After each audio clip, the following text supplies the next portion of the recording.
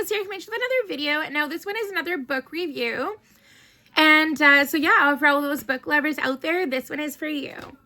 So the book I'm talking about today is The Boyfriend Goal, which is book 1 in the Love and Hockey series by Lauren Blakely. This is it right here. So this was an awesome read. This is probably my 3rd or 4th Lauren Blakely book. I've definitely been really getting to enjoy her books lately. And so, yeah, there's 6 books in this series. And I want to read you a little bit about the synopsis here, okay? Okay. So this is a Friends, so it says here, book overview. Friends only is an impossible rule to follow. In this forbidden love, ice hockey romance from number 1 New York Times best-selling author Lauren Blakely. A forbidden romance with my brother's hockey teammate wasn't on my to-do list when I moved across the country. Neither was getting locked out of a friend's place wearing next to nothing, or spending the night with a sexy stranger who rescued me. In the morning, I learned the filthy-mouthed man with the talented hands is not only the hotshot new hockey player on my brother's team, he's also, wait for it, my brand new roommate. A friends only rule seems like a good idea, but it turns out to be far from easy. Wes is flirty, generous, and looks at me like I'm the only one. How can I avoid falling for my brother's teammate when he comes to my door and tells me exactly how he'd like to break our rules? Every single one. So this book has a few tropes in it. Ice hockey romance, roommates to lovers, forbidden love and brother's teammate, and also lovers to friends to lovers, and one night stand. So I really enjoyed this book. So when the book starts, Josie has just moved to San Diego, and she's trying to start a new life after finishing her degree, and she's trying to start out as a librarian and trying to make her way in the world, so to speak. Now, her brother is already here, her brother Christian, and her brother is expecting twins with his wife Liv when she first comes to San Diego, and then of course San Francisco, I should say, my apologies. But yeah, so when she first moves to California, she spends time with her friend Maeve, and she stays there temporarily until her short-term rental is ready for her. But here's the catch. So just as she's expecting to be able to move into her new place, she gets a call from the landlord saying, unfortunately, the place is not going to be available anymore. So I've now sold this place, and but the thing is, my buddy, he has another rental available in such and such area. So even though this one place fell through, you might have another option. So she ends up telling her brother about this, her brother Christian. And he kind of says to her, there's no way you're going to move into that area where this other rental has come about. That's a bad area. I don't want you anywhere near that area. And so needless to say, he said, her brother Christian says, here, Josie, let me think about this. Let me think it over. I'm going to try to find a solution for you.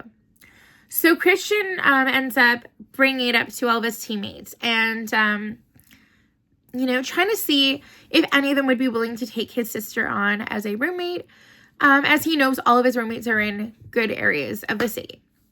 So unbeknownst to Wesley and unbeknownst to Josie, they are going to be pushed together to live together, and Josie has no idea that this guy that's going to be sort of saving her, that's going to be her saving grace, so to speak, is actually this sexy stranger that she met at the art gallery when she was trying to get her friend's code to get into her apartment building. And, you know, he kind of saved her and made it so that she could get into the gallery. And then she ended up having a one-night stand and trying to cross off the first number on the bucket list of no regrets that her Aunt Greta had given her when she passed away. So, of course, it ended up, you know, kind of being a bit of a surprise, but it was kind of, in a way, a relief when she saw that this person that she would be living with wasn't a total stranger in the end, that she actually had met this person. As well, when Christian ended up talking to his teammates about needing a place for his sister to stay, he called her Jay, which is what he called her even from childhood, because he couldn't say Josie easily. And so he just called her Jay. And so because of that, Wesley didn't realize that it was the girl that he had met. He thought it was just someone else, like, oh, Jay, I've never met this girl, you know, wonder what she's gonna be like. And then, of course, the second that they meet, I state in quotations because obviously they've already met, but the second they meet, both of them realize, hey, I know this guy, I know this person. And like, there's like sort of like a look of deja vu, or like, it's like, is this gonna be a good thing? Is this gonna be okay?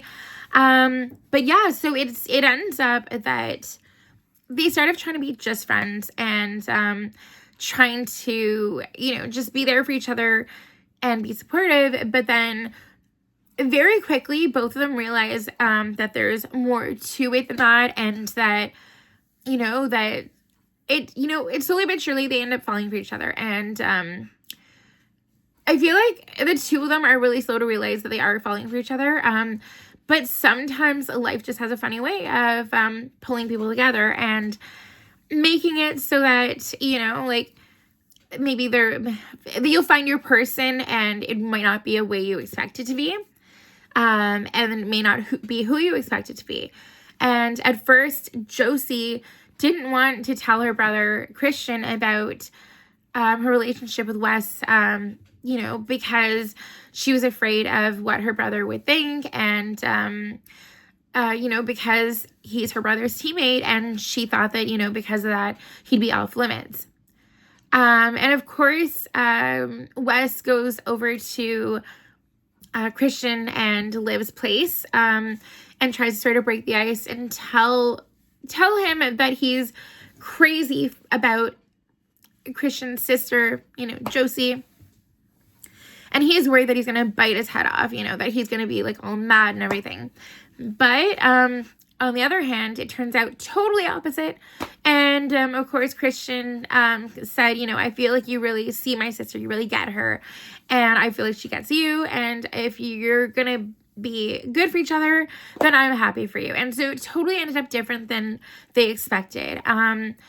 Now, you'll just have to read this book to follow all the ups and downs. And, you know, I would definitely suggest this book if you like romance, if you like spiciness, if you like hockey romance, if you like, you know, like the relationships with, you know, brothers, teammate, that kind of thing, and that kind of thing. So, yeah, honestly, I would say it's a great book. You know, if you like the likes of Helena Hunting, Lauren Blakely, Becca Mack, as a rule, those types of authors that write hockey romance, I would say you're going to love this.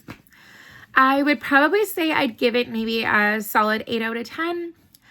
Thank you so much for watching. Also, too, don't forget to like and subscribe. And also, I just want also to make a note in the comments if you have read any of Lauren Blakely's books, and if you liked them, and if you have read any of Lauren Blakely's books and maybe you have a favorite, which book is your favorite? Yeah, so thank you again so much for watching, guys. I hope you enjoyed this video, and until next time, take care. Bye, guys.